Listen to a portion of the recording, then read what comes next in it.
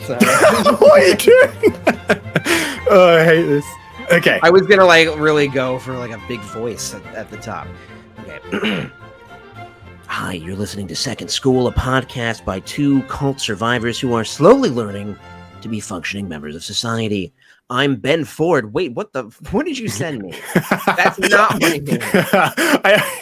I thought you'd have two brain cells to figure out that you're not Ben Ford. I'm rubbing one brain cell together. You're like, I'm Jake. Alt Ford. Jake? Who the fuck are you? I am Benjamin Ford. Benjamin. Is this exclusive? Have we ever covered the fact that your full name is Benjamin? I think I do this every time, and we do the same thing every time. It's the same bit that we do every episode. It's been, we have not recorded since the memorial, my dear friend. Yeah, this is actually the first time we're recording since we've released the podcast. Oh, well, you're already ahead of me. This is why you're a professional broadcaster, and I applaud you. Because this is an episode of firsts. Ben had sex for the first time yesterday. Everyone knows this is A. Not one, this is A. I'm holding up my thumb. A. B. This is the first time we are recording since we have released episodes of the Second School podcast, or as some call it, School, as you're seeing on screen if you're watching the video feed. So, another first. The first time we're actually, well, if you don't count the memorial thing we did, this is the first time that we are recording a episode in video and audio form. Truly an audio-visual medium, Ben.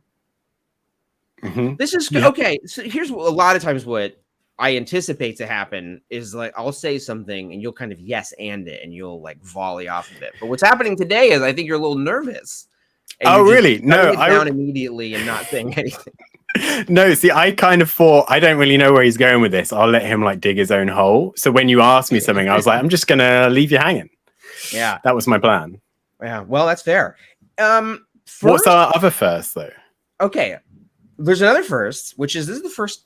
I mean, for me anyway, this is the first Pride Month as an XJW. True. Yeah. Boom. Ben, happy Pride. Gay lately? Literally today, but I think this is a family show, so we leave that out. Yeah, that's right. This is a family show. I think I said the F word about 5 seconds into the show. Yeah, I don't think anyone's watching it, let alone families. We call it a family show. I know that neither of our families listen to the show. No, or talk to us.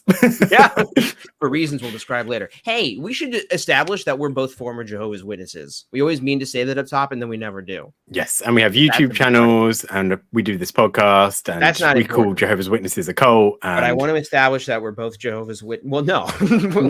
Let me reset. We used to be Jehovah's Witnesses, and now we're professional broadcasters who... I mean, I got off the phone earlier, since we've launched the podcast. Netflix has optioned our podcast for an original series. Wow, they're that desperate these days. And this is also the first episode where we have a guest. It's been a real sausage fest up until this point, Ben. I apologize. 2 sausages. Too gay. Yeah. But we have a very special guest who we have actually talked about, I think, on the very first episode of the show. I'm very excited. Yeah, I'm really excited. This is Cheyanne Summers. Hi. Hey. You did not tell me that I was the first guest. That's awesome. We lured you in. Thank you. Yeah, we just kind of thought that the show could coast off of our energy alone, and we realized very quickly it cannot. Right? We don't get along. Yeah, there's this awkward tension constantly. People in the comments are like, have you met before? Shut up, Ben. Please stop talking. I mean, I think you guys have this very cute, like, brotherly, like, picking on each other friendship. And it's very entertaining to observe since knowing you two. So I appreciate it. Great. Why did we wait so long to have guests? I didn't realize we should do this more often. Show. Yeah. That feels great. Between you two arguing. Oh, well, we do argue also, but we save that for, at home in the bedroom. For you abusing Ben behind closed doors. That's right. Yeah. And believe me, I would love to do it with wide open doors. I don't know. What are we talking about now? Ben, what's happening on the show today?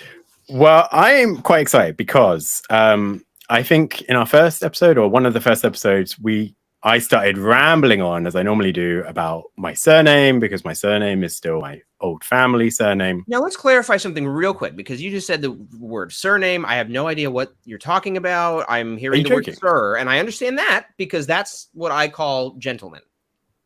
Name, are you being serious? Understand. Is that a British thing? Name. No. But you're saying surname, and this is some kind of British... No. What is this? This is a very common... You're not crazy. I'm pretty sure surname is like just like your last name. Like I'm just doing a bit. He does this to me all the time, and I'm like so glad to have reassurance. I'm not good at sarcasm either, so... No, anytime he says any kind of Britishism, I just stop him immediately. I'm like, I don't understand what you're talking about. You said uni. I don't know what that means. Yes, so I started talking about my last name, let's say. Thank you. Because it's my family name, and as former Jehovah's Witnesses, that means that our families, unless they leave the cult with you, are not going to speak to you anymore. So you have, or I feel some kind of disconnection between the name and the family and me and etc. And the like, let's say the most popular person ever anyway, but the most popular person to have gone through something like that I could think of was Miss Summers here. And I thought, you know what would be great is to get her on the show and have a little chat about like surnames and connections to the family and moving on, and this kind of, I'm going to say, rebirth or moving forward or starting a new life for yourself. And I didn't want to talk to Jake alone about that because he'll just ramble and be sarcastic and I won't know what's going on and I'll look like a fool. No, let's get a professional and we'll talk about it. Well, Jake, have you ever had the same feelings as Ben? Yes, that's definitely something that I have thought about a lot. My family is like rather prolific in the area. Like everybody knew my last name as a witness. Like, oh, you're part of the Kreitz family. Yeah. So like I started calling myself, like when I was doing the channel, by basically a different name. Like I haven't legally changed my name, but I kind of did that to distance myself. But also a little bit, I think, because I was a little worried about like sullying the witness part of, like, I still felt like a weird guilt in a weird way.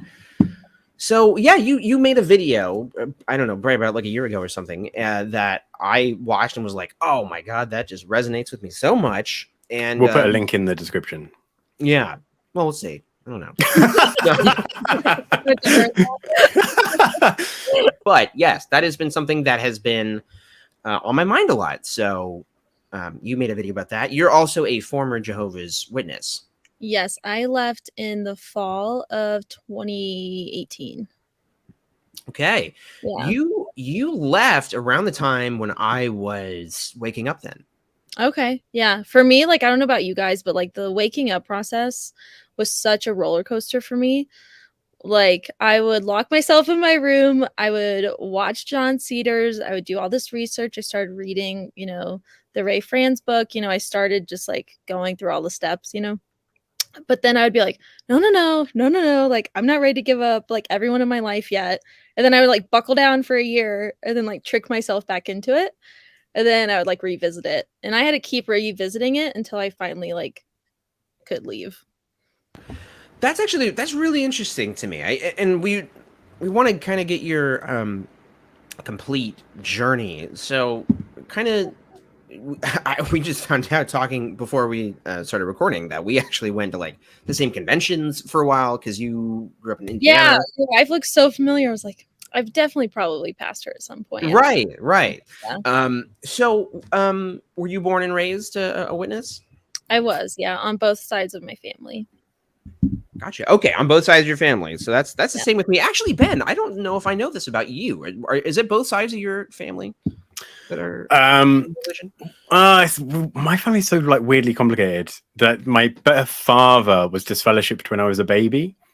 So I was born with his surname, and then when my stepdad showed up and got married to my mum, I started calling him dad really quickly and took on his surname. So Ford is his, which is also adds to this kind of like I've already changed surname once. Like it's a weird. But anyway, it's not about me. It's not about me. Carry on. Okay. No, I just realized. Sorry. Like, oh wait, weird gap in friends knowledge. Okay, so you were born and raised both sides of your family. What was your childhood like in the organization? It was honestly pretty lonely up until I was about, I would say 13. Because my sister, who's 4 years older, that's when she started driving and she started introducing me to her friends. Then I don't know, I started to just like choose like, okay, now I do have these JW friends, as before I didn't, and I wasn't able to hang out with school friends. So it was really lonely for a period of time. And then after she started bringing me along with her to them hanging out and her parties or whatever, then that's when that's when my close circle of JW friends started to grow. So I was overall pretty happy after that point. And I had really great teenage years. And I definitely don't regret them at all. I think I had the privilege of growing up with very cool JW friends. Oh, cool. Who like weren't so like, they were a little bit, but not. I don't know how else to, None of these Bethel folk. Right. I had some friends that went to Bethel, but I didn't grow up with friends that were like too judgy, but I also wasn't too close with them to a degree, if that makes sense. So it was good friendship, but also with boundaries. Overall pretty good. Yeah. And do you think that like helps? Like one of the things that helped me in the waking up process was focusing or thinking about like the good stuff that I could take from JW. And it sounds like maybe you have a similar feeling of like, these were obviously looking back, I was in a cult, but they were good years. I was surrounded by good people. And and I know some other ex-JWs too, or people who are even still in that I don't think have as chill parents, or didn't grow up with they grew up with way stricter rules than I did. So it's like, yeah, you have the normal JW rules, and then certain parents can be really, really strict towards their children, and it makes their lives awful. And I'm very thankful that my parents didn't hold me by a really tight leash, as I've seen my friends experience. I had a similar experience there where like I feel like my parents were very conscious of like, it can be really hard growing up as a witness, and we're not going to put that on our kid. But in some ways I feel like that can keep you in a little bit, because you're like, oh well, there are some really strict JWs, but I'm not one of those. I'm not one of the like weird ones. I'm like one of the cool. It does. And then what was funny is when I started traveling out to places like states like New Mexico, Nevada, Utah, those witnesses, I think I always would have left at some point, absolutely. But I think my process would have been harder, or if not longer, because I felt like they were so chill out there. Like the elders were super chill. Like a lot of the kids went to school. Like it was a totally different culture than Midwest JW culture. And I think that's really interesting that JWs really feel that they are one, they all follow the same exact rules. They don't. They don't at all. And it's just interesting to see the different culture across the state and countries. Yeah, I experienced that quite a lot when I moved branches from the Britain branch, Bethel, to the German branch. And some rules that would get you basically a judicial in England, like straight away, were totally not a thing in Germany, and vice versa. And so it's interesting to hear that even within the country, just in different states, it's a similar. And you're so right. It's like they paint the picture of like unity. We're all studying the same watchtower, but in practical terms, your life is determined by how strict your elders are, basically. Absolutely. Like if you're in a really crappy middle of nowhere congregation with like these men that have, they just focus everything in life on this congregation. It's their world. It gives them power. Like you're maybe going to have a kind of a bad experience. As for maybe in the city, maybe they're a little bit more lenient with things. Either way, it sucks, but it depends your experience. Yeah, no, that's been really interesting to me in talking to people and in listening to people's experiences. There are so many people who had it way worse than me from like minute one, always had a bad time, and then still stayed in it longer than I did. yeah, it's really sad too to see that. Yeah. Well, I mean, obviously. Or like for people who stay in and don't know that there is better out there. Yes. Because I think like by my parents having me on a little bit more of a leash, I could like, you know, by traveling to like Mexico or to New Mexico, to Arizona to meet different witnesses, my parents thought that they were enriching my faith, when in reality, it was slowly breaking it down and through a way that I could relate and feel justified upon it without questioning it as much. So when did you start questioning things?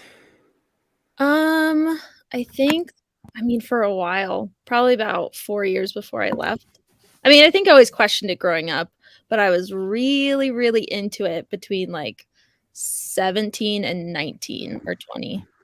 What was it that like you were really into? Like, what was the thing that was really hinging you to the I mean, I was religion? just so close to my friends. I'm such a people person. I'm so like, family's everything. My friends are everything. You know, I was really that sort of person. And so I just sort of like accepted it of like, okay, you know, I can live with this. I can work it out. The people are really friendly.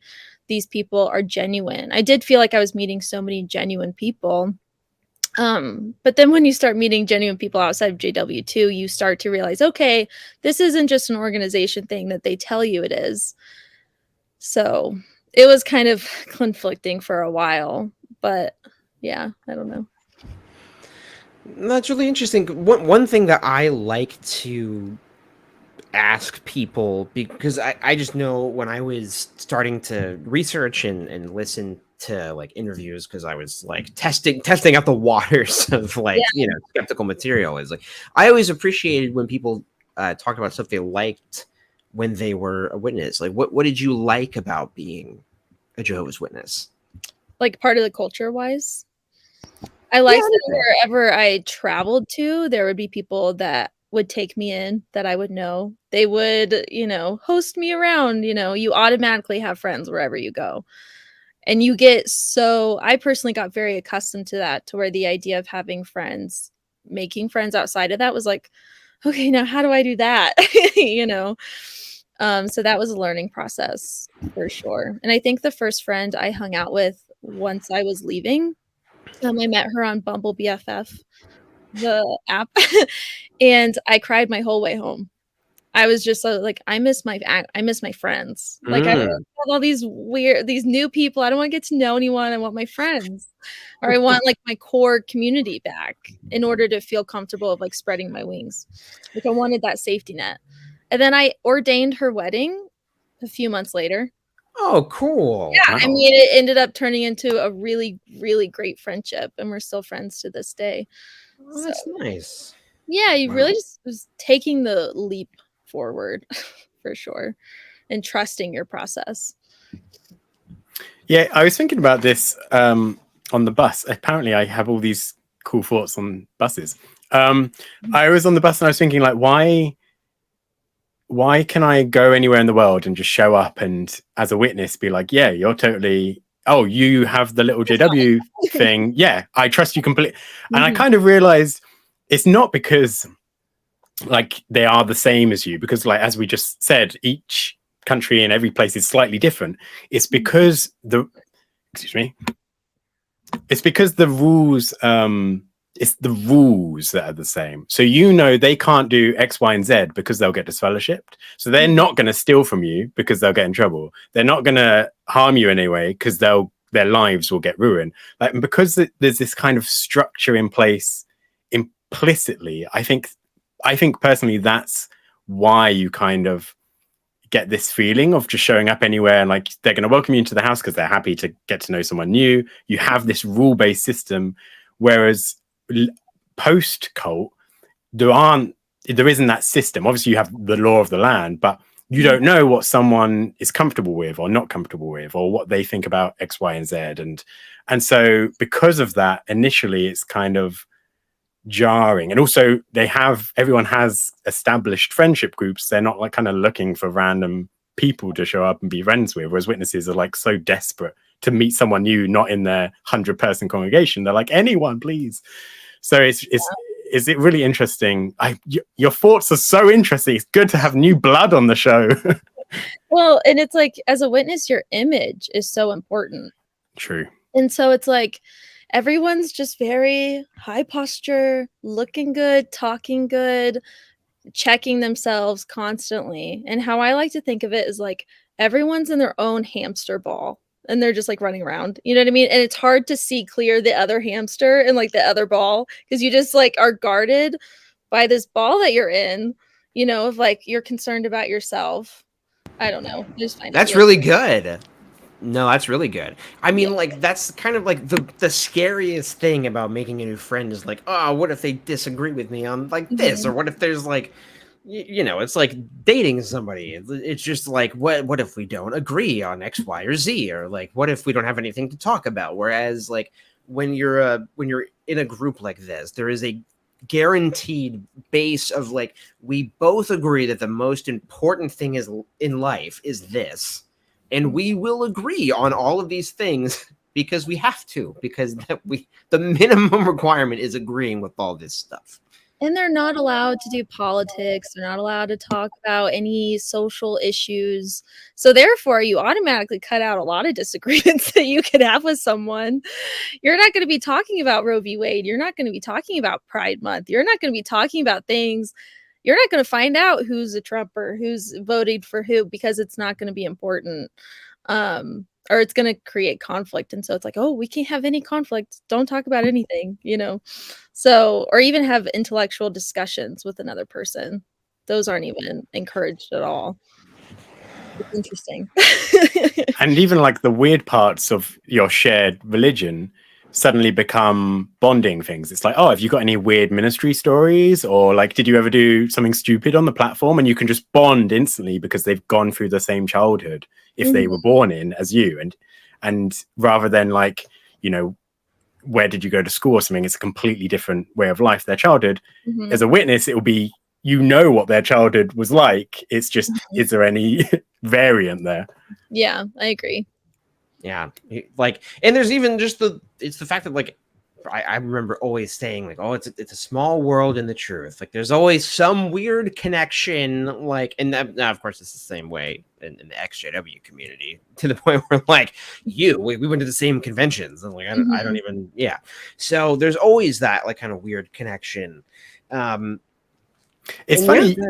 Sorry, just as you mentioned that, I was at pre-drinks. Do you have pre's in America? What are you saying? Pre. We call it pre's. Pre's.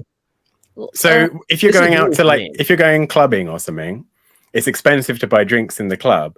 So you go to someone's house for pre-drinks. Oh, like pre-gaming. Like pre-gaming, yeah. Pre-gaming. Yeah. Okay. Right, yeah, that makes sense. We haven't got time for these long words. We just say pre's. We're busy obeying the queen. You'll put like e's on the end of words that don't need e's, but when it comes to the actual like speaking syllables, you don't have time for that. No. You got to rush to like polished Big Ben or something. I was at Pre's the other day, and there were some random kind of people, friends of friends, and then their friends of friends, and we all showed up. And it turned out some people kind of knew each other, or from the same country, and then the same town, and their families knew each other. And everyone was like, "Whoa, that's crazy! What a small world!" And I just had this like kind of flash of like, oh my goodness, like as a witness, this would be like, it's a small world in the truth, but this is amazing. And I would kind of take that as like, not cement, but like it would kind of build your faith a little bit. Like, yeah, we're all so connected, and this really is what makes it the truth. But to see like the organization to stuff exactly. Like that. But seeing that normal people having the exact same experience, not having it build on some kind of faith or anything, just go, huh, that's weird, and move on. I was like, oh, I really was in a cult. Yeah, the way we were brainwashed in a way. Yeah. What were you like from that perspective? Was it mostly kind of the communal thing for you, or were there like specific teachings and doctrines that you really connected with? There were no doctrines I connected with, I think, except for like, I thought paradise would be cool. Obviously. Sure, who wouldn't? Yeah, who wouldn't? You can have a pet tiger? What? Sure. I've got to be gay for 1,000 years. Great. You're lucky. Yeah. Yeah, so I don't know. Gotcha. No, that's interesting. So because I mean, I think it's the same for all of us, where it is a journey, a years long journey, and in a lot of cases of Absolutely. Yeah. building blocks and tearing them down and rebuilding them and stuff. But it was really interesting to me that you would like almost kind of wake yourself up and then shut that out and kind of go back in a little bit, or like, what was that like for you? I'm a very big timing person. I know a lot of people have like the whole like, timing, you shouldn't wait for timing. I personally go by an internal timing of when I think something is for the right time. I really wanted to enjoy time with my family. There was even a period of time where I would gather photos and like slowly steal them from my family's photo albums because I knew one day I was not going to have access to them. I desperately wish I would have done that. Oh my god. There's home videos I remember thinking, oh, I need to get home videos, and I never did it. And I just kept putting it off, and I'm really sad that I didn't. But other than that, I think it was just like I needed to mentally prepare myself. I wanted to make sure that I would be in a place to where I wouldn't need to go back for any reason. It was really like I truly believe in setting yourself up for success. Like, I think a big mistake too in leaving religions like this or cults like this early is not being prepared, making bad decisions, and then just screwing yourself over. Because it's also how you live your life afterwards is a big deal. Not for image, but to support the XJW community. To support, be like, you can leave too. You're going to be fine. Don't listen to what they're telling you. You're not going to end up, I mean, like you could end up an alcoholic, on drugs, homeless, whatever, if you really are not trying, or if, I don't know, you make some bad decisions because you weren't ready to leave. You don't want to get caught up in a bad situation. So I believe in timing, and the timing for me wasn't right when I started having these thoughts, and I needed to fully believe in them, and I needed to fully believe in myself to leave for when I did. I can't tell you how strongly I support everything you're saying. It's same. I'm just like, preach. That's amazing. Yeah. No, that's so great. I've got a friend right now. I'm sure we both have both. There's three of us. I'm sure all of us have encountered like physically out mentally in people who maybe got disfellowshipped because they made a mistake, or they I don't know, wanted to have sex, or they're gay or whatever, and but they never did the work. Like, they never actually made any kind of conscious effort to figure out whether or not it's the truth. And so they're technically free of the religion, but they're just weighed down by guilt all the time. And then that creates the self-fulfilling prophecy that Watchtower loves, because they don't allow people to have normal experiences or make outside contacts or set themselves up for success, like you're saying. So then, of course, they fail. And then they think they fail because they don't have the religion, and then they go back. Yeah, it's but also you've got I don't know, maybe I'll just speak about my own personal experience.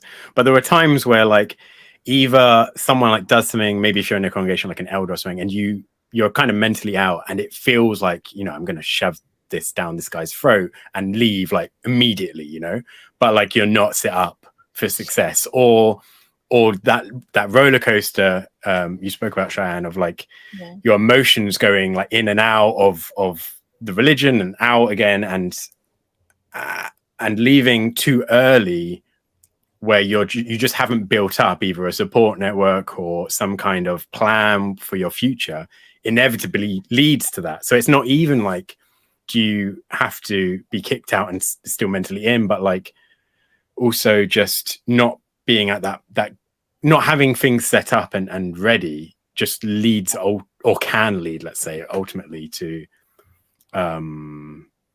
I don't want to say that's too negative, but let's say it gives you a higher chance that things go wrong. It puts you in a tough situation sometimes. Thank you. Yeah. And I don't want anyone to ever, like, I obviously hope no one's in a tough situation when they leave, but of course that's going to happen to people. And through the videos that I made and, on my Instagram, on my stories, like, I still actively talk about issues and stuff. Like, there are people who are still in that I've known my whole life that still watch my stories every day. And I'm like, and they're still in, but I'm like, maybe they're curious. Maybe I'm the one, right? Like, I think, like, maybe Lloyd Evans probably put in some, seeds for me. Like, you're putting in seeds in people just how you're taught to do as a JW. You're taught to put little seeds and, water them, you can make them grow. You can turn them into a JW. Well, I feel like hopefully I'm doing the same thing, but an opposite effect of it's okay for you to leave. Like, you'll be fine, but I don't reach out specifically to if they haven't left, but I want them to know that, like, I'm not going to block you. I'm not going to feel weird about you watching my stuff because I'm going to welcome you, hopefully, if you ever do leave, So I still hold that hope for a lot of people. I love that. I love that. I actually hadn't even thought about that there's, like, because I just this week, like, for the first time, posted on Facebook about, like, I posted one of my videos on Facebook. I had never actually done that before because I still had family and congregation people that, like, followed me and stuff. Yeah. And I guess for some reason I was like, I don't want to offend anybody. And I'm like, well, Big maybe step. It's a huge step. Which is so weird because it's like I've been doing YouTube for like a year. I mean, like, and that's why I was Disfellowshipped. Everybody knows about it. But if they're still following me, they might be, like, a little bit curious. And I know I was, like, I know I had people who, like, I kind of kept around because I was kind of curious about peeping in every once in a while. That's super interesting. What was it for you that caused some dissonance that started to cause you to want to leave? Was it seeing people, like, in the world, quote unquote? I think it was like a mix, really. I think a lot of experiences I had living abroad in Mexico my last 2 years as a witness on and off. I actually left because I dislocated my knee in Mexico and I flew back home because I thought I might need surgery or something. So I was homebound, and that's when I started getting into YouTube videos again, and I really left. But prior to that, in one of my videos, Top 5 Moments of Reasons I Left, a lot of the stories are people in the religion. One of my favorite stories when I was in Salt Lake City, when I was late 18, but this was something that stuck with me for later on when I did leave in my tool belt, there was a person there who did a gender change. He was an elder and he became a woman. He was an elder and married, had children for like 40 years. Always felt inside that he was a woman. He truly believes in the religion, which is like the saddest part of the whole story. But he went through a whole gender change, left, like, got disfellowshipped, tried going back so many times, like more than a dozen. He would write letters. He never missed a meeting ever. And he would come in dressed as a woman. He tried actually to kill himself several times. And then on the last time, he was like, if it doesn't happen this time, like, I'm going to go back. Like, if it fails, I'm going to go back to being a male in the eyes of the congregation. And I'm going to go back to Jehovah, and hopefully he will just change me to who I feel I am in paradise. And I remember just, like, I house sat for him. And that's when he told me his background. He, like, gave me his Costco card and, like, explained why his name was different and why he looked different on his Costco picture. And I think it was just a way if he wanted to kind of tell me and kind of to talk about it. And anyway, pointless, such a sweet man. And that he went back to being male and now, goes by that to get reinstated into the congregation. And I remember at the time, and I'm ashamed that I thought this way, but me and my girlfriends, who at the time were house sitting for him, were like, wow, what a great sacrifice for Jehovah. I can't, like, wow. It was just like, and that's unheard of really in the Midwest, especially at the time. you know, that's not, LGBTQ is not commonly talked about as much as it is, I feel like, maybe on the West or East Coast, kind of. And I remember, oh wait, he never left my mind. Of it just makes me feel so sorry for him that he can't be in a place where people are even happy that he made that sacrifice. I went home after Salt Lake, and I was sitting in my home congregation in central Indiana, and they made a homosexual joke from the stage. And I was sitting in the back, and everyone laughed, and I was livid, because I was like, you don't know who's sitting here. You don't know who is sacrificing a major part of themselves to be a part of your community. And it just was disgusting to me. But I still didn't leave for maybe a couple years after that. But it always stuck with me of like, this isn't right. You know, and it slowly, my mindset slowly started to change, you know. But it was like, I never felt like I was personally homophobic, but I was definitely part of a homophobic community. And you have to really like gain confidence to stand up to that, because it's such this, again, a cult mindset, you know, and there's no independent thinking at all. So. Sorry to take on that like wild story. No, that was fantastic. That's wonderful, and that's one of like I can think of that off the top of my head. Yep, like I needed to think about that for a couple years, you know. So. I remember you talking about that in that video, and that like resonated with me, because that was a very similar kind of mental process I had to go through, where I just was like, I just kind of coming to grips with the fact that like I know that I disagree with this. I think that's something that unites all three of us, is just like, that was a very big point. Obviously, you know, Ben in a probably bigger way than either of us, but like, because you were really homophobic. You like really hated gay people. Because I was out in the streets. You were the most militant anti-gay person. It's funny we're talking about that. Like, I'm just recording a video at the moment, and I just started talking about Pillowgate, this situation in Bethel where there's this video. And I really realized that actually that was really tough for me. Like, sitting in a room with like 200 people who you know intimately and are literally called your family. And then there's this video playing of like, you know, basically look out for the gays and make sure you're not being gay and don't do it. And it's really, and rewatching the video now, it's like, I don't know how I sat through it. Like, I really, not only am I trying like not to sweat and not to get red and not to overthink this and just carry on, but I'm also like, I haven't really accepted that part of myself, but I know they're talking to me, and it's like, what? It was just so horrible. So you're right, Cheyenne, when from the stage, like just these little jokes or these little comments, like for I think, like, let's say that your average straight male witness or female witness is like nothing and just like part of life, and exactly. Yeah. But for someone in that community, it's if they've woken up or are waking up, that it's a kind of stab in the back. But if they haven't, it's just so conflicting and like strange, and it's like you've just got to like, oh, carry on hiding, don't overthink this, be normal, laugh as much but not too much. And in your guys' communities, because I remember I did have several gay JW friends growing up, or queer, and we all kind of knew, right? But it was like, oh, they're making a sacrifice for like Jehovah. Like, we never, like, it was talked about, it was known, like, oh, like, I'm gay, like, I'm just sort of gonna keep my head down kind of thing. Did you guys know those people that were actively kind of out, but like they were out in the sense of like they're still physically like, I'm gonna make a sacrifice, I'm gonna sacrifice this part of myself?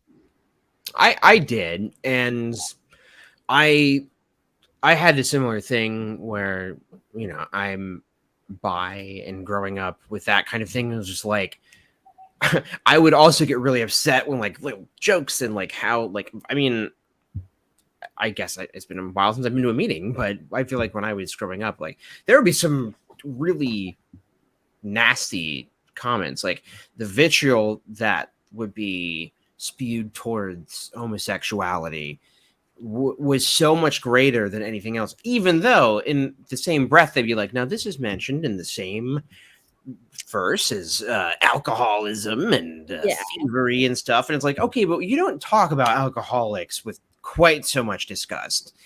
And I think a big part of the waking up process was realizing like I'm upset about this because they're kind of talking about me a little bit. Like they're talking about like things like that I have thought and felt, and that at the very least, like I don't think are a problem.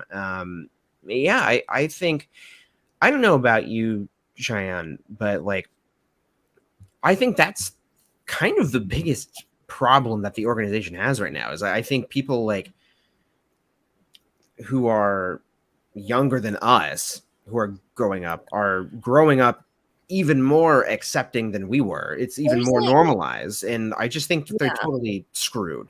There's no way that Gen Z, when they're older, there's no way there will be enough of them to carry on the religion. Yes. There's no way. Because I mean, it started, generations are changing.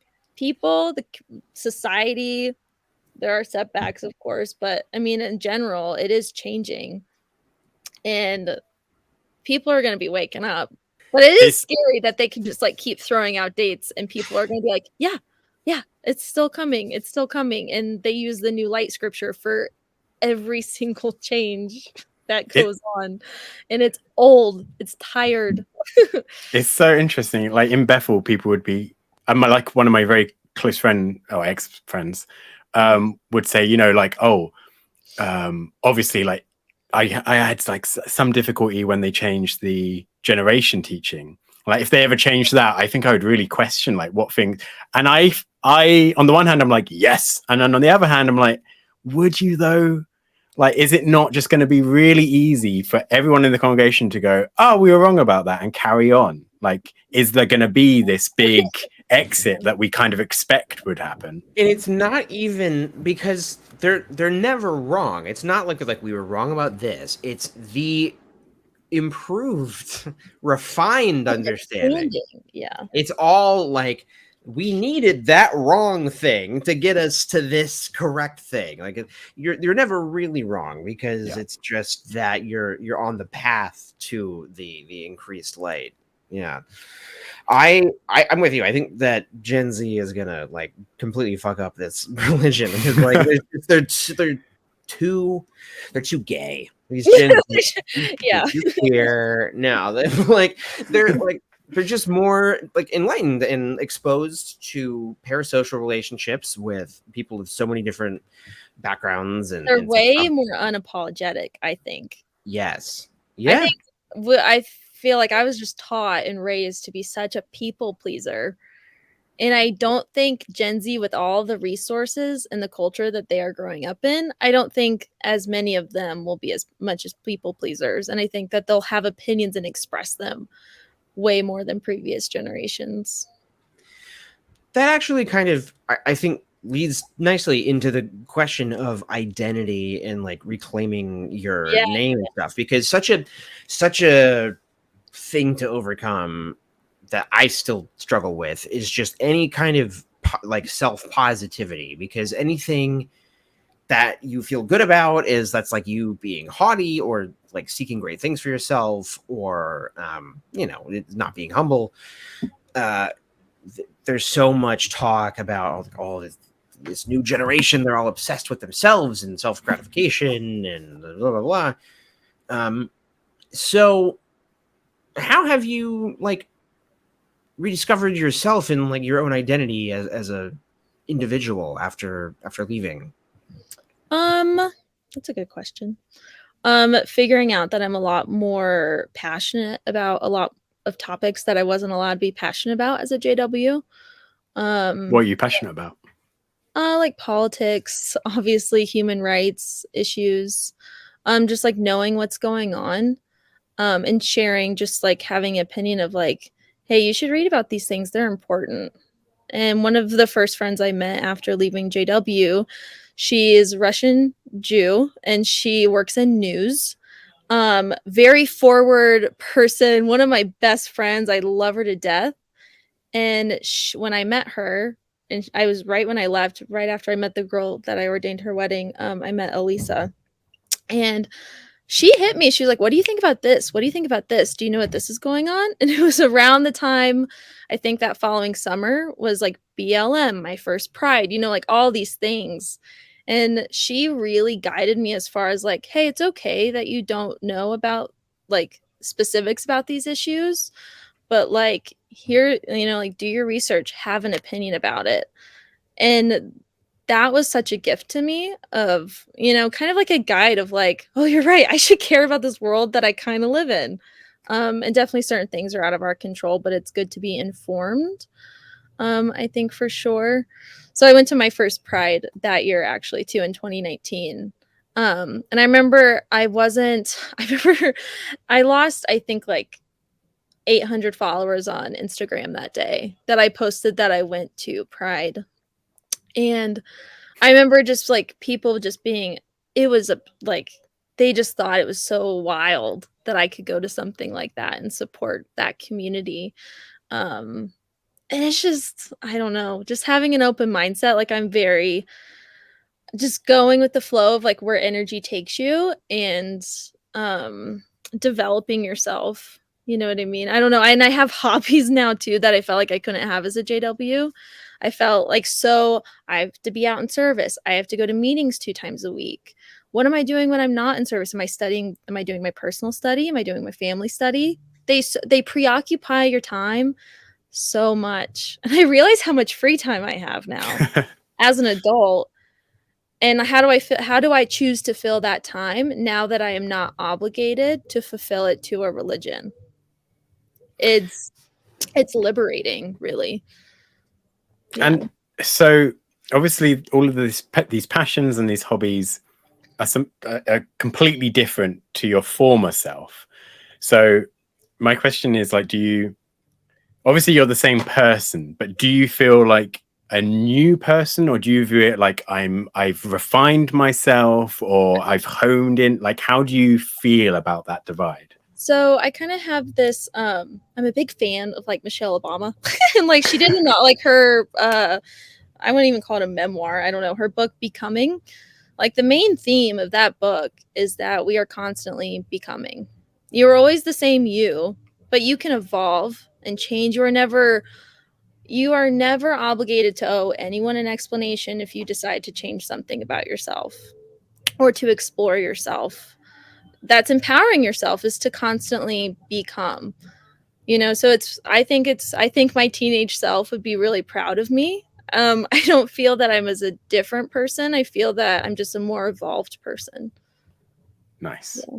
But so obviously during that journey, at some point you felt, specifically with your name, that I'm kind of putting words in your mouth, but how did you, if you're always evolving, at what point did you think, well, my name needs to evolve with me now?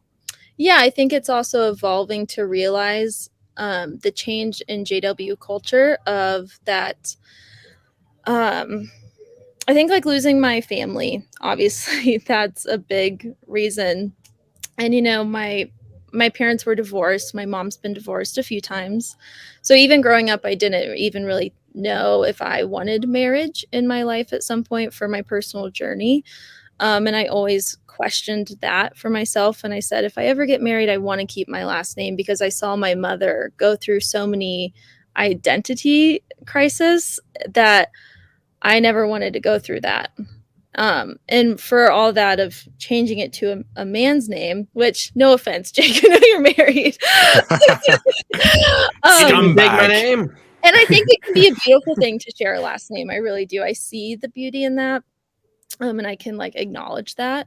But I also see the beauty in taking my life as my own after leaving JW, when I felt for so long that it wasn't.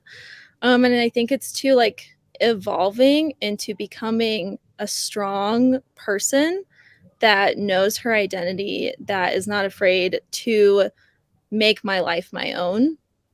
And so that was really important for me. And I thought about it too. Like I remember thinking actually as a teenager, oh, how cool, like to be able to like change your last name. I think a YouTuber that I liked when I was a teenager, she did that. And I was like, wow, that's so admirable. Like what a good idea. And then it just so happened like a few years ago, 2020, like during COVID. And I'm still really figuring myself out. I'm like, I didn't know what I was going to change it to, but I knew that I wanted to have a name that I really resonated with, because I didn't resonate with my last name. And how you were talking about, Jake, earlier, how you have popular families that everyone knows, like at convention, they're part of this family, whatever. The family, like my family name was mainly like my mom's side, like my big family, like they were all JW. So they went by a totally different last name, and I had my dad's last name. So I never really felt this like, attachment to it as much. It wasn't like an amazing last name or anything. So I wanted something that truly had the essence of who I am as a person. And if I remember correctly from your video, did you asked Instagram, or you asked an account for suggestions? A writers group on Facebook. And so I didn't want to be too forward, because like these people don't know my life or my history, and they're not JWs, they're not ex-JWs, they're just writers. And I was like, what's a good name for a character that's going through this in life? And I explained sort of my situation, but in a character sense. Because like I was just going through so many, and I was like, I don't know, like what's a good one? So anyway, and I really appreciate my writers groups that I'm a part of. It's a really good community that I feel I resonate with. And one guy commented Summers, and I should actually reach out to him and be like, I actually picked that name for myself. And there are so many others among that list. And I remember seeing that one and just having a moment of like, that's it. So, and I'm in the summer of my life. I feel that I get told I'm a bright person. I want to live my life in warmth and positivity. And so for me, that name just really resonated. So, yeah. It's a beautiful name. Thank you. It is. No, it really does. It captures your essence. You're like, yeah, that's that person's name. Thank you. That's what I was going for. Yeah, no, that's great. And that's kind of one of the things that has been just like fascinating to me, is like the idea of choosing who you are, or who you become, or who your family is. Because we do lose our families. I mean, all three of us have in some way. How has shunning affected you? It's still really tough sometimes. I actually just went to Florida this past weekend for a wedding, and my parents now live there, which I found out through the Zillow app. Funny enough, because I was just browsing. I was living here still in Colorado, and I was browsing like, what's my childhood home worth? Like, Oh, curious, and it said sold June 2021, and I was like, okay. Wow. So they didn't even tell you that they had like sold their home, and that they no one told me. And I, whatever. That's pretty big though. That's what I thought. I was like, and I hope that if one of my grandparents pass, who I was always very close with, I hope that they would tell me, but they don't have a good track record. So every now and then, as morbid as that is, I Google my grandparents to see if they've passed. And that affects me still to this day. I mean, I feel, especially in the town I live in, I feel like I've put a lot of effort into building my community, as I did in Indiana before I left, before I moved out here. But I think through building community, it's given me some sort of strength of I'm not putting all my eggs into these people really anymore, I feel like, as I did JW. But it's more so it makes me feel stronger as far as like, I'm going to be okay wherever I go. I'm going to have friends wherever I go. Like your life's not over just because no one you knew before 21 knows who you are or doesn't talk to you anymore. And I still draw strength too from like a few friends I had in high school that I had the opportunity to get close with after I left. So like they kind of know my past, or like know who I, me, younger me. And so it's same. I've been able to reconnect. That's kind of cool, but it's cool. And like, especially if they knew that you were a little weird, and like they kind of knew why, but they never, or maybe they did. I still don't really know like my couple of friends who, you know, knew me like as a witness, and knew that I was a witness. I'm like, did they know that it was a cult? It kind of seems like yes and no. I don't know, but it's yeah. No, that's good. Yeah. So I mean, the effects of it have affected me less and less. I feel like over the years, like it hurts less, if that makes sense. Are you like disfellowshipped? Were you like? No. So I just quit cold turkey. So I just stopped. I remember, so my knee started to get better, right? Like I flew home from Mexico. I was bedbound. That's when I really was like, I got into the videos again. I had a notebook for a month, and I was just in my room constantly. What else am I gonna do? I wrote down the Greek. I wrote down scriptures that conflicted each other. I wrote down things I was reading in Ray Fran's books. I was reading, I was just making myself notes. Like, to writing out my thoughts of like, right, this is how it is, don't forget it, underline it, write it out so that you can see it, so it doesn't leave your brain. And so I did that for a while. And then at the end of the month, my knee started to get better. My dad comes in my room, not an aggressive father, not a very strict father. He's like, I'm a disappointed in you kind of dad. And he said, like, are you going to go to meeting? And we didn't go to the same congregation. I went to a different one than my dad. And I was like, no, I'm not going to go. I don't feel like going. I don't want to go. And he said, and he's never once said this to me prior, you live in my house, you go to meeting. And then like, I obviously feel bad. My dad's like my best friend. Like he's so sweet. I'm like, okay, I'm going to go. He made me feel guilty. So I go, I sit, whatever, I leave. And I knew walking out of it, I was like, yep, I'm done. I can't take that anymore. And that was the last meeting I went to. And then the next week I started looking for apartments. So I love, yeah. Everything you're saying is like so familiar and awesome. Yeah. And like this idea of like becoming as well. And like, that's kind of a point where you're like, no, you realize this is one of the last times I'm ever going to step in a kingdom hall. There's always something that breaks you, or something that where it comes to a head of, I can't do this anymore. Yeah. And your confidence is strong enough, or you just believe in yourself enough, and you have the confidence to make that decision, I feel. Yeah. So. And I love it. This kind of, it sounds like, thinking of like what I was talking about before, of like two different people almost in this split, and you're saying no, it's more kind of a journey and I'm moving forward. And I love that, because like, so the position I'm in with is so dumb. Like in England, you can just go to the government and say, I'm going to change my last name, and that's great and super easy, and it doesn't cost a lot. Mm-hmm. In Germany, it's legally impossible. Like you cannot change your last name unless you get married.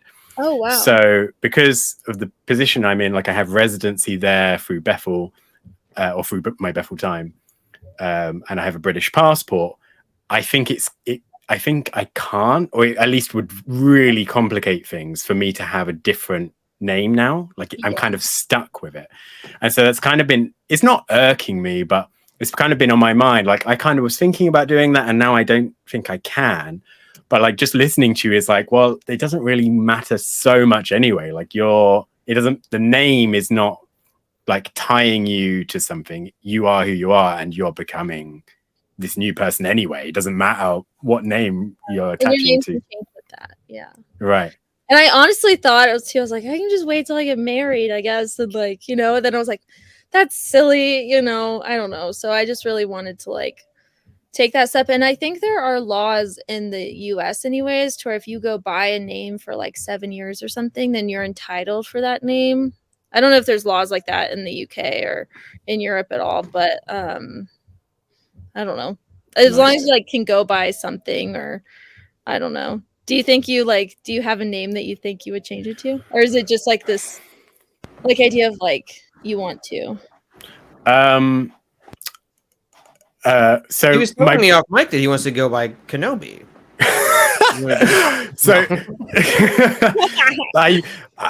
my brain is like rapidly trying to like, should I lie or should I not lie? Should I lie or should I not lie? Because I was genuinely thinking for a long time about summer, but mainly because I had this like obsession with 500 Days of Summer, and I just love that film and the idea of like, you know, going through that relationship and then just moving forward. And I love the end scene where he's like, you know, and he meets Autumn and his life kind of moves on. So that's what I was thinking. But I've never thought about it seriously. Like I've never been like, this is where I'm gonna be. I kind of like when I was starting the YouTube channel, I kind of thought, look, I'm putting my name on this, so I gotta stick with it. And then this Germany thing happened where it turns out I'm gonna really screw up my residency rights in that country if I change my name. For sure. Yeah. So no, but if I had to pick right now, I would go with Summer. Yeah. I love probably that. With an O, so that I stick to the 500 days. Yeah. I actually I have some friends that it's SOMMER. So I think that's pretty, like, that's a common name. Yeah. What about you, Jake? What would you change it to if you... Thank you for indulging me. No, be honest.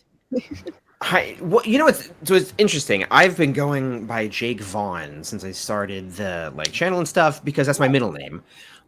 My middle name is, I'm also named after, that's also a witness relative of mine, like Vaughn. My real last name is Kreitz, and my great grandfather was Vaughn Kreitz. I just chose Jake Vaughn because I think it sounds cooler and it's easier to pronounce, and people can't make jokes about Kreitz rhyming with Christ. So I've just been going with that. But I really don't know. It's kind of interesting because, you know, we got married, and the last name change was never like super important to me. And so my wife, but it was for her, but it just like, it's time consuming and it costs money. And it's very easy to be like, next weekend is when we'll go to the courthouse and do that. And so now we've been married for 4 years and she's never changed her last name. And now I think we're both kind of like, it's kind of good that never happened, because now I don't know. So I don't know. I've thought about Skywalker. No, what was that? Skywalker. I legit was going to say like that. No. Yes, I met a woman. She changed her last name to Skywalker. I did think about it. I don't know. That almost seems too even for me. You gotta be a super fan. A bit dorky, but I don't know. I like the idea of doing that. I also know for some people they feel like, no, I'm going to keep my name, and I'm going to be the first like part of my family to take this name in a different direction. It's not going to be associated with witnesses anymore. And so like I find that really interesting too. Yeah. Definitely. But it's just, you know, it's just identity, and it's whatever is important to you, and it's whatever empowers that person. I feel like maybe if I had my other grandparents like last name, like I probably wouldn't have changed it because I'm so close with them, and I really like that was the family I was closest to growing up. Maybe I would feel differently. I don't know. And I think it's just like whatever empowers you in your personal journey, you should stick with that. I love that. What I really like from this conversation is like really being confident in yourself before you leave, because that I know that for me was probably the biggest thing, was just like, oh, I don't know if I'm ready for that. And then at a certain point, it's like, I'm ready. Like there's no good time to decide like, yeah, I think I'm ready to be shunned by my entire family and, you know, never see my niece or nephew again or whatever. But like at a certain point, like, you know what you believe and what is like important to you and what identifies you and what your values are. And you are ready for that to happen, as ready as you can be. But I find that to be really like a really important thing, because when you're a witness, so much of the culture is that there's this ticking clock behind everything, and like the end is coming so soon, but it isn't. Like the end is not coming soon. And like if you're a physically in, mentally out person listening to this, like, you can take your time and just figure out your stuff and just continue growing in confidence. And yeah, it's a really fun process to learn who you are and to kind of uncover these Shrek onion layers that you have. You know what I mean? Like, it's fun to figure out who you are. It's super fun. I don't know. I've had a blast doing it. And I think, like, I don't have to worry about people's judgments. And it's like, of course, it's not great that I don't have my parents or family in my life, but you got to look at the positivity, or like what can come out of that, or like a pro, right? Is like, I don't have to inform anyone about where I'm going, what I choose to do, what relationship I'm in. You know what I mean? I don't have to keep those people informed or have their judgments, which I know, like, it's more so just taking the positive out of that, where I'm like, yeah, I guess, like, I'm glad I don't have to worry about what anyone, like, any family has to say about what I'm doing, because I don't care anymore and you're not around. Yeah, I don't know. It's just a fun process. And I think it's cool to go into it with an open mind. Yeah, totally. And I think that's really a key to emphasize as well. Like when I would hear that kind of thing waking up, I'd be like, oh, you know, it's the classic, like, oh, be positive, be positive. But like, it's really true. I think it's really important for that journey is like, even right at the beginning where you've still got your family and you're like, oh, this is causing me stress, like waking up, be positive that like you can enjoy this last time, like get those memories, get those photos, like think of your every step as a positive, or think of the positives in each step.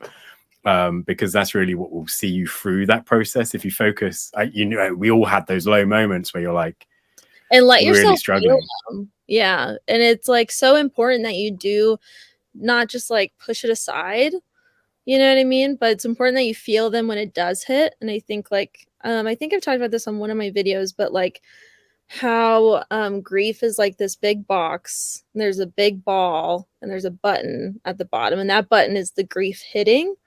And that grief, like, it's that ball is going to hit grief a lot. It's going to get smaller over time, and it's going to hit that button less and trigger you less, but it will still happen, probably no matter how much time has passed, just maybe not as often, and it will get easier. And so that's how I've viewed it, of like, it gets smaller and smaller over time, you know, and the good comes out of it just as much. Yeah. That's so great. Do you feel like, I don't know why this question's popping in my head, but like, if you did, like, if your mom or your dad or like some family member who hasn't talked to you in a while, like if they woke up and reached out to you, like, how would you feel about that? Would you be excited, or would you be like, I would be so excited. You Sean? Yeah, I would be excited. Yeah, I think like I would be pissed if my parents were like 85 or like 90 and just like wanted me to like take care of them or something, and we're like, yeah, we're out. You know what I mean? Like, okay, you showed me my whole life and then expect me to like be a part of your life at the end. Like, that's to me not fair. But no matter what age, like, I have to go into it like, if anyone wakes up, like, I want to be there for them if it's like genuine, and I want to help them along that journey and just be excited for them and forgive them for however they must have treated me in the past, I guess. But that's a hard thing to swallow too, is like, after being shunned and having this sort of hatefulness come towards you from people that you truly loved, and that you don't think that you'd maybe do the same to them, or maybe you would have if you were so brainwashed still. But it's really hard to be like, okay, after everything, you know, like my sister, the way that she's like treated me and not replied to me, not talked to me, not, you know, whatever. If she were to come out, like, I would still be over the moon about it. So I still do have a little bit of hope of like, yeah, maybe one day, but it's also, you do have to accept, I think, in the back of your head a little, that maybe not. But I think like the way you would react to that just speaks to the kind of person you are. Like, you seem like such a positive, like bubbly, warm person, and that like really I don't get that sense. Doom and gloom. Been nothing but negativity. Right. If you're not watching the video version, Cheyenne is basically in like a heaven or something. Like, yeah, no, she's like in a black, dark. Yeah, my walls are painted black. Yeah. Hatred exuding from the space that she's in. Well, thank you guys so much too for like having me and being so open to hear my story too.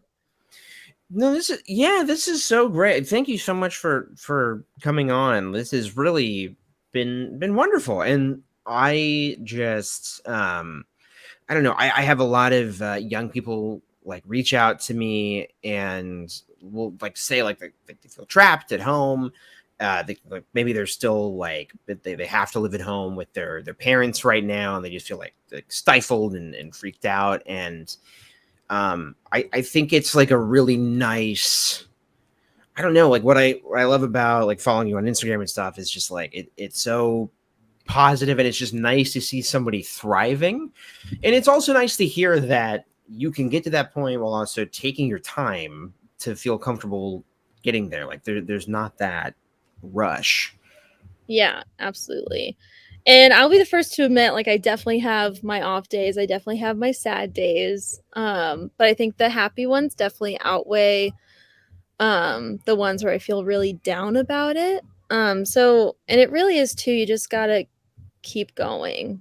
You just gotta keep going. It will work out if you put in the effort, I feel, for it to work out. I'm a big, as much as you can control it, of energy coming back to you, if you can have a good look on it and meet it with genuineness and authenticity, you will be fine. Yeah. These are great. Like the show's called Second School, and like in the second school you would have this your book, and you would have all these lessons. I feel like we've done like 20 like really good ones, like give out positivity, becoming, like this journey. I'm loving it. Good. I thought that was the reference of Second School, which I really love. Yeah, I chose the name, not Jake. Be clear. True. Thank you so much for coming on, Cheyenne. Yeah. No, but thank you so much. Where can we find you on the internet? Where can people follow you? Yeah, so I actually want to start making videos again. Hell yeah. I feel like I kind of stopped last year just because I felt like I said what I needed to say for that time period. And I feel like now I have more things to say. So I kind of want to get back into that. I'm very active on Instagram, as you guys know. I'm not very good at Twitter. And yeah, pretty much Instagram and YouTube are my biggest platforms, I would say. Cheyenne's Instagram is like the most beautiful thing on the internet, so everyone should follow it. True. This has been great. And Ben, I don't know, do you have like a YouTube channel or something? Oh, yeah. I mean, yeah, I do, Jake. I do. I have a YouTube channel, and I'm actually posting now. My university course just finished, so I've got a couple of months of freedom until September. So I am hammering out the videos for the 4 people asking me for videos. Yes, they all matter. And Jake, what about you? Same here. There's 4 people that asked me to post videos, and I 2 of them are here. Exclusively. Please join the club. We'd love to have 5. So that'd be great. And this has been Second School, and it's something about being in a college and learning, and it being second school. And I don't think we mentioned it, but we're all former witnesses. And everybody should, in my opinion, be gay a little bit. I agree with that. Happy Pride Month. Do something a little gay for Pride Month. Just a little bit. Dip your toe in. Dip your toe in there. You never know what you're gonna find. Dip something in there. All right. It should be easier. In theory, it should be a little bit easier. Also, the border's not going to fit with just the 2 of us. You'll still be school. I'll just be school. Yeah, for this part, I'm school, and I'm joined by Ben Ford, and we're trying to sneak in a little nerd corner before our guest comes on. We're afraid of talking about this in front of the girl on our show. You know, we don't want to come across as nerdy. No, we will never have guests again if they realize how nerdy we are. If we do this with a guest on the show, they will never come on the show again. What do you think of the Obi-Wan Kenobi TV show, which I thought was just going to be called Kenobi before literally the opening credits started and it just said Obi-Wan Kenobi? You're right. I hadn't put two and two together. I had been calling it Kenobi, but I realized now that you've said it, it's Obi-Wan Kenobi. I've been calling it Kashobi because it's a show. And you're down with the kids. I'm down with the kids. I don't like the way that sounds, but it's you know, I don't know what to tell you. I think it's the best Disney Star Wars thing I've seen. Whoa. Yeah. You like it more than Mando, huh? Yeah. Yeah. You like it more than like, what about like Rogue One? Yeah. Well, I wasn't. No, my best Disney thing before that was Force Awakens. That's right. You're not the biggest Rogue One person, which I wasn't at first either, and now I swear by it every morning.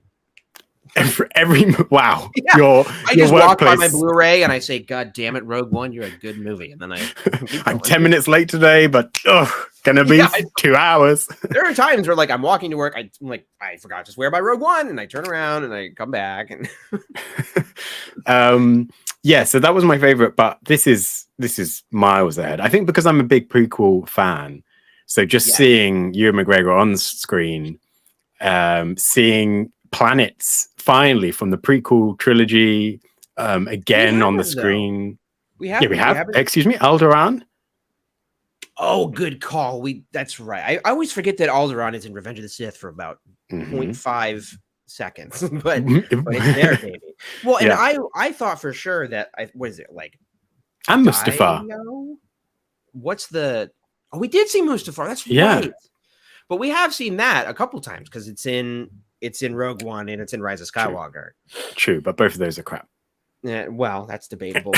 Is it? One of them is debatable. I'll let the viewers decide which one. But yeah, so I thought for sure that like that city Tokyo looking planet was Coruscant. Same. And then I thought, well, it's probably Nar Shaddaa from the EU, but no, it's a new thing called like Dio. It's not Daimo. That's what Boba Fett is. He's the Daimo. Yeah, it didn't Daimo. I think because the perfect timing of is it Andor? The trailer for Andor came out where we definitely see Coruscant. That looks amazing. You're right. And so because of literally just that, we saw like, I don't know, half a second of the Senate, and my heart like boom implodes, and I'm like, oh, I just want to see the little floating pods. I want to talk about politics again. I love it. You know what though? I have mixed feelings on that because I really liked the like in Revenge of the Sith. I just love the like symbolic fight of Yoda versus Sidious destroying the Senate, and just kind of like there's this battle for democracy happening, and then there's like very personal battle between Anakin and Obi-Wan, and so the fact that they're just like, but then we put all the chairs back in place and just add the Imperials in it. I'm like, but I guess I knew intellectually that was a thing. I guess I don't know. I just assumed that the Emperor he just hung out in his throne. I think I'll allow it because I'm interested to see how that turns into what is it?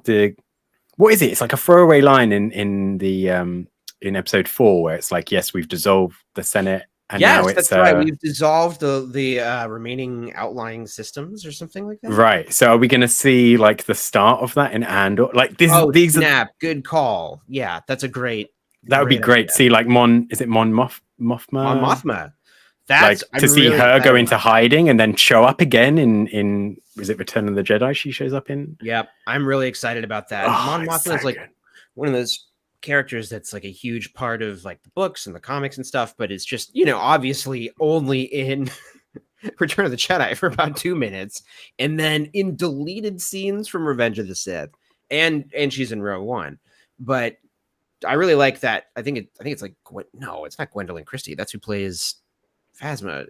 I don't it's like Guinevere or something, but she's great, and like seeing her like incognito at some party was really cool. It reminds me of, I don't know, it's just, it really seems the most like a one of the books come to life. I'm really excited about it. And I love Cassian Andor. I love Diego Luna. I think that guy is great. And He doesn't offend me. that's good. You snowflakes these days are so easily offended by the likes of Diego Luna.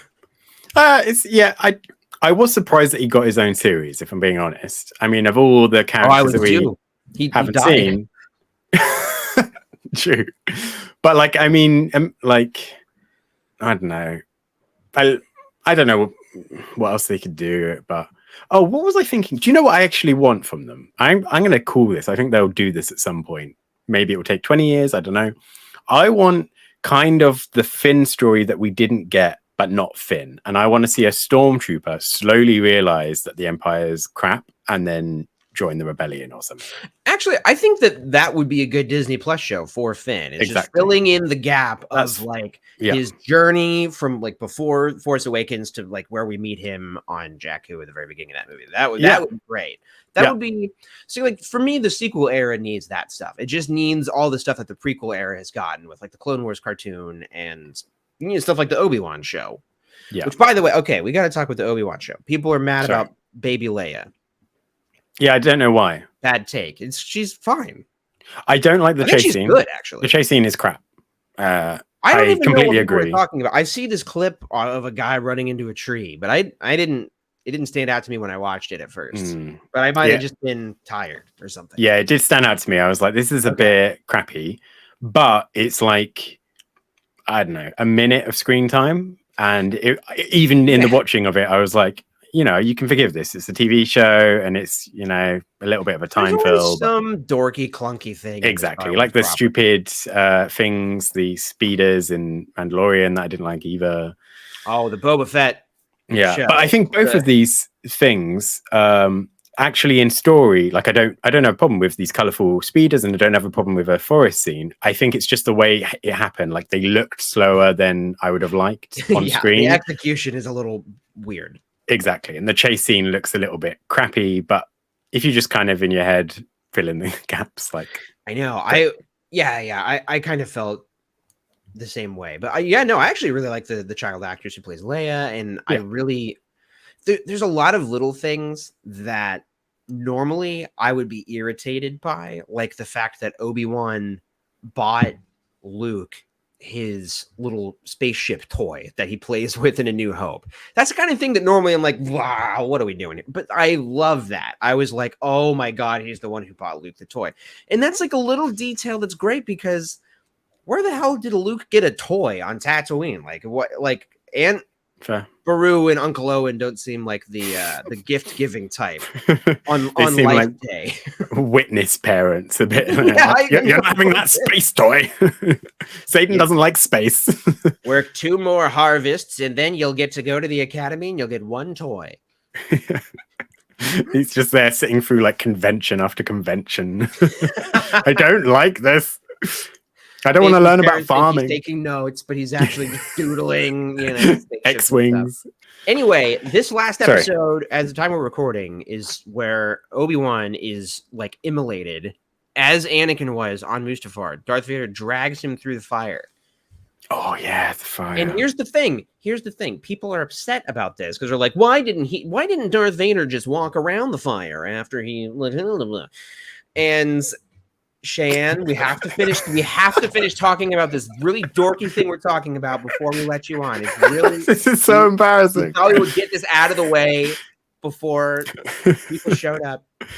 But the important thing is Anakin wants to torture Obi-Wan. He doesn't want to just kill him. He wants to drag him through the fire.